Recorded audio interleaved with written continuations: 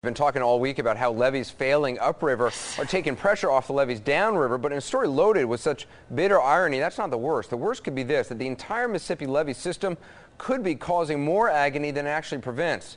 The Army Corps of Engineers certainly doesn't think so, neither do a lot of local officials. Drew Griffin of CNN's Special Investigations Unit is tonight keeping them honest. The problem may not be that the levees are failing, but too many levees are holding.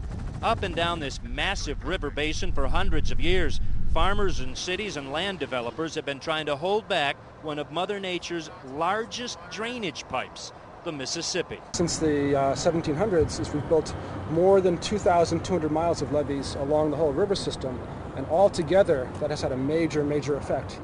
St. Louis University Natural Sciences professor Tim Kuski says the effect can be seen quite clearly from the air. Once huge natural floodplains are developed into towns and shopping centers, entire cities, levees are made even stronger so that people living behind them feel safer.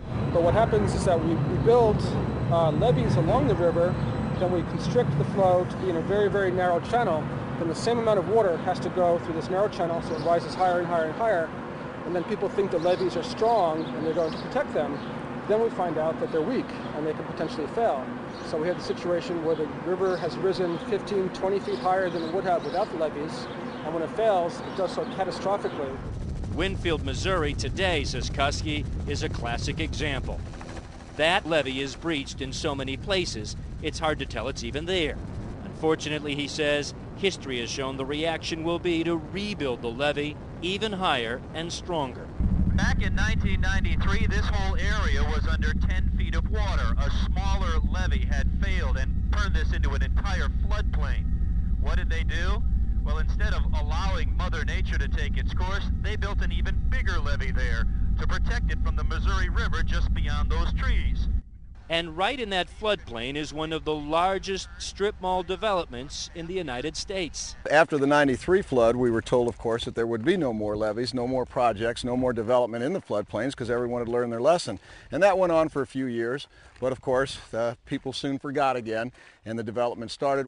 Adolphus Bush, yes, one of the Beer family Bushes, now heads a group called the Great Rivers Habitat Alliance.